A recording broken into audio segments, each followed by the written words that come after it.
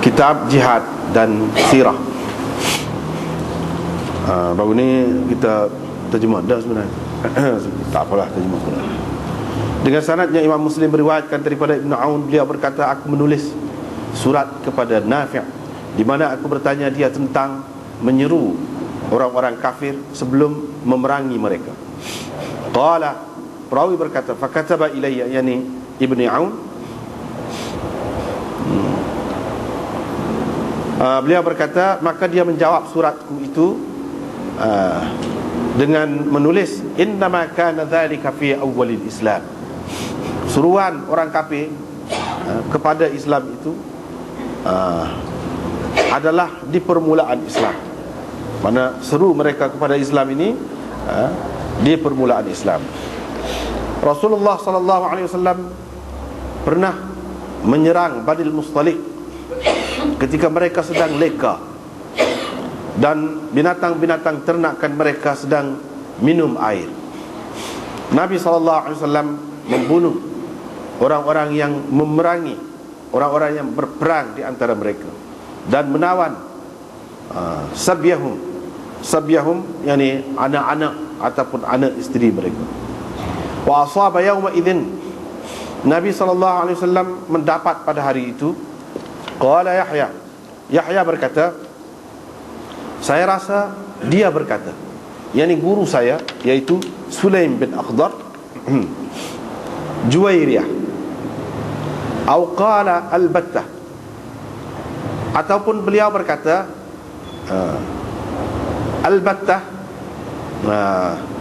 secara putus, Ibnat al-Harith, yakni dengan terang Ibnat al-Harith, yakni anak perempuan Harith. Dia menceritakan hadis ini, Abdullah bin Umar menceritakan hadis ini kepada saya, dan dia adalah termasuk di antara orang yang ikut serta dalam peperangan itu, salah seorang sebagai tentera lah. Ini kata Nafi', kata Nafi' kata hadis ini Abdullah bin Umar ceritakan kepada saya. Haddatsani itu saya tu maksudnya Nafi'. Dengan sanad satu lagi, di bawah saja berbeza, di atas itu sama, bihadzal isnad mithlahu, isi kandungan hadisnya sama. Waqala, dan di sini perawi menyebutkan Juwairiyah bint al-Harith, Juwairiyah bint al-Harith dengan tidak syak,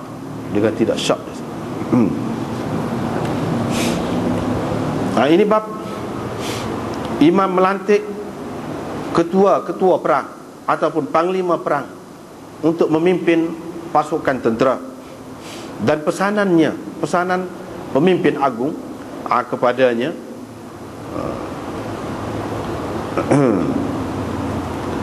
supaya menjaga adab peperangan dan selainnya, ataupun disiplin peperangan dan sebagainya.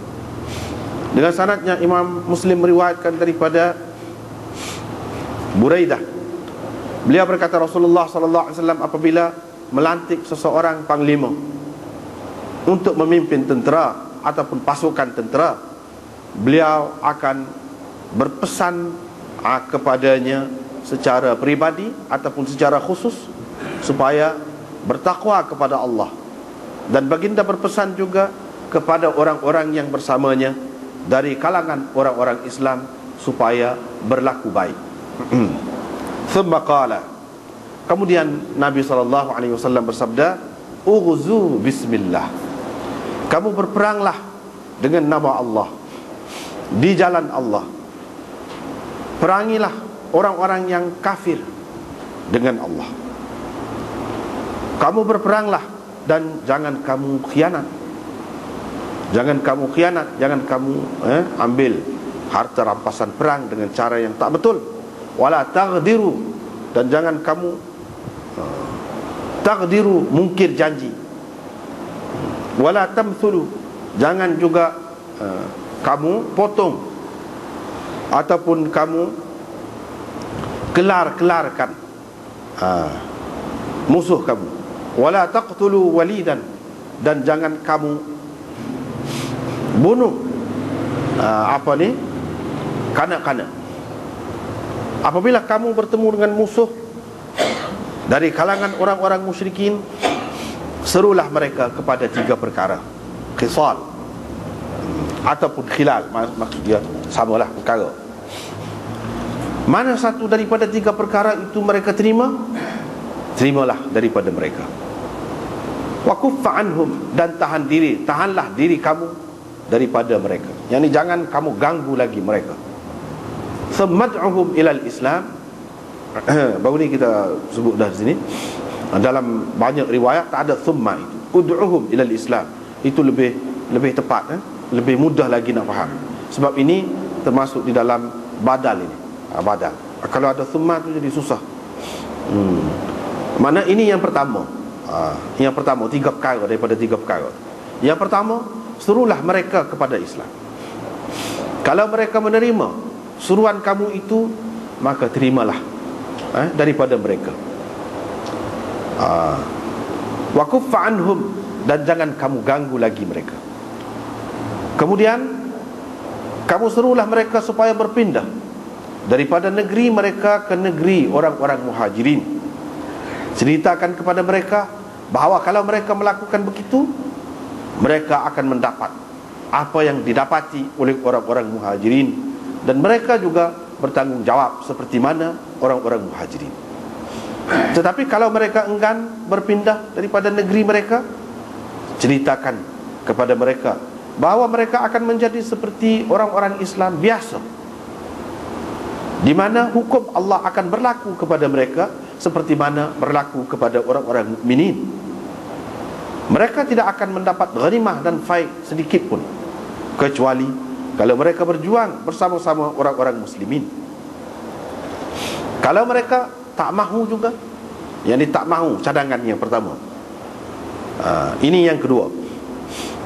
Fasalhum al-jizyah, mintalah dengan mereka jizyah. Yang ini kemukakan jizyah kepada mereka. Kalau mereka menerimanya, terimalah daripada mereka. Wa kuffa anhum, dan jangan kamu ganggu lagi mereka. Itu yang kedua. Fa inhum abaw, yang ketiga. Jika mereka tak mahu, fasta'in billah, kamu minta tolonglah dengan Allah. Wa qatilhum, dan perangilah mereka.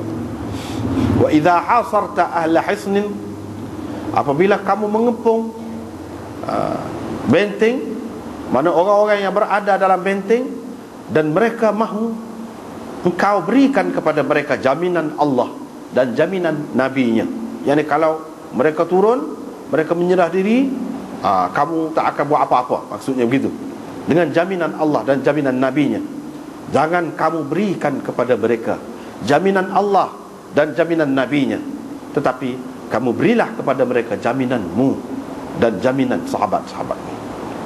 Kerana kalau kamu membatalkan janji-janji kamu, jaminan-jaminan kamu dan jaminan sahabat kamu, itu lebih ringan lagi daripada kamu membatalkan jaminan Allah dan jaminan Rasulnya.